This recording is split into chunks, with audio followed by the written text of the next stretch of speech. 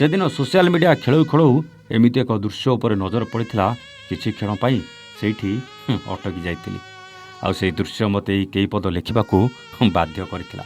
ଏ ଦୃଶ୍ୟ କେବଳ ମୋତେ ଭାବବିହ୍ୱଳ କରିନଥିଲା, ଏ କାହାଣୀ ପଛର ସତ ଆପଣ ଜାଣିଲେ ବି ନିଶ୍ଚିତ କହିବେ, ଆମେ ଯେଉଁ ସମ୍ପର୍କକୁ ସବୁବେଳେ ଖରାପ ନଜରରେ ଦେଖୁ, ସେ ସମ୍ପର୍କ କ'ଣ ସତରେ ଏତେ ପବିତ୍ର ହୋଇପାରେ? ମୁଁ ଜାଣିଛି ଆପଣ ଚିନ୍ତାରେ ପଡ଼ିଯିବେନି ଆମେ କେଉଁ ସମ୍ପର୍କ ବିଷୟରେ କହିବାକୁ ଚାହୁଁଛୁ, ଯାହାକୁ ସମସ୍ତେ ପାପ ନଜରରେ ଦେଖନ୍ତି, କିନ୍ତୁ ସେ ସମ୍ପର୍କ ଏମାନଙ୍କ ପାଇଁ ଏତେ ପବିତ୍ର କେମିତି?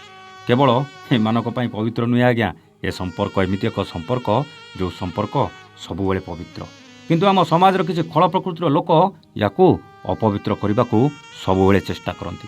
ଏ ଭିଡ଼ିଓରେ ଦେଖୁଥିବା ଏ ଦୁଇ ଜଣ ହେଉଛନ୍ତି ସମ୍ପର୍କରେ ଶାଳୀ ଭିଣେଇ।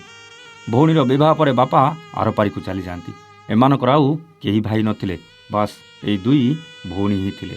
ବଡ଼ ଭଉଣୀ ଚିନ୍ତାରେ ପଡ଼ିଯାଏ, ଏବେ ତା ଭଉଣୀ କେମିତି ରହିବ, କେମିତି ଆଗକୁ ବଢ଼ିବ।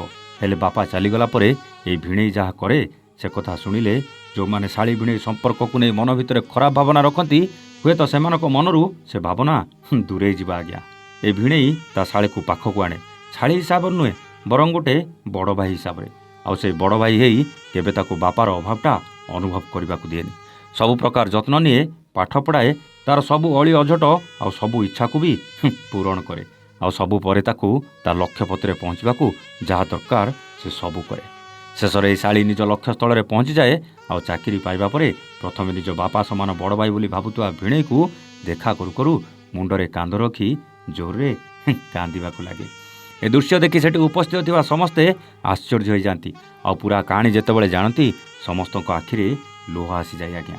ଖାଲି ସେତିକି ନୁହେଁ, କିଛି ବର୍ଷ ପରେ ସେହି ଭିଣେଇ ତା ଭଉଣୀ ଭଳି ଶାଳୀ ପାଇଁ ବରପାତ୍ର ଖୋଜେ, ଆଉ ଭଲ ବର ଭଲ ଘର ଦେଖି ତାକୁ ବିବାହ ବନ୍ଧନରେ ବାନ୍ଧିଦିଏ। ହେଲେ ସେହି ବିବାହ ପରେ ଶାଳୀକୁ ବିଦାୟ ଦେବା ବେଳେ ବୋଧେ ସବୁଠୁ ବେଶୀ ସେହି ଭିଣେଇ ହିଁ କାନ୍ଦେ। କାହିଁକି ଜାଣିଛନ୍ତି? ବାହାଘର ପରେ ଗୋଟିଏ ଝିଅ ଯେତେବେଳେ ଶାଶୁଘରକୁ ବିଦା ହୁଏ, ସେତେବେଳେ ସବୁଠୁ ବେଶୀ କିଏ କାନ୍ଦେ ଜାଣିଛନ୍ତି? ଗୋଟେ ବାପା, ନହେଲେ ଆଉ ଗୋଟେ ଭାଇ। ଆଉ ଏଇ ବାହାଘରରେ ଶାଳୀକୁ ବିଦାୟ ଦେଉଥିବା ଭିଣେଇ ସେ ଶାଳୀ ପାଇଁ ଗୋଟେ ବାପା ବି ଥିଲା, ଆଉ ଗୋଟେ ବଡ଼ ଭାଇ ବି ଥିଲା।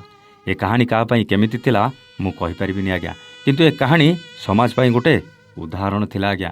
ଯେଉଁମାନେ ସବୁବେଳେ ଶାଳୀ ଭିଣେଇ ସମ୍ପର୍କକୁ ନେଇ ପ୍ରଶ୍ନ ଉଠାନ୍ତି, ଆଉ ଏମିତି ଗୋଟେ ପବିତ୍ର ସମ୍ପର୍କକୁ ଅନେକ ଥର ବଦନାମ ବି କରିବାର ନଜର ଆସିଛି ଆଜ୍ଞା। ଆମେ କହୁନୁ ସବୁ ଶାଳୀ ଠିକ୍ କି ସବୁ ଭିଣେଇ ଠିକ୍ ଆଜ୍ଞା। ଏମିତି ଅନେକ ଶାଳୀ ଭିଣେଇ ଅଛନ୍ତି ଯେଉଁମାନେ ଏହି ପବିତ୍ର ସମ୍ପର୍କକୁ ଭୁଲି ଖରାପ ପାପ ସମ୍ପର୍କ ରଖିଛନ୍ତି ବୋଲି ତ ଏ ସମାଜ ଏ ସମ୍ପର୍କକୁ ଖରାପ ନଜରରେ ଦେଖି ଆସୁଛି। ସବୁ ପରେ ଆଜିର କାହାଣୀ ଦେଖି ଏ ଶାଳୀ ଭିଣେଇ ସମ୍ପର୍କକୁ ନେଇ ଆପଣଙ୍କ ମତ କ'ଣ, କମେଣ୍ଟ କରି ନିଶ୍ଚିତ ଜଣାଇବେ ଆଜ୍ଞା।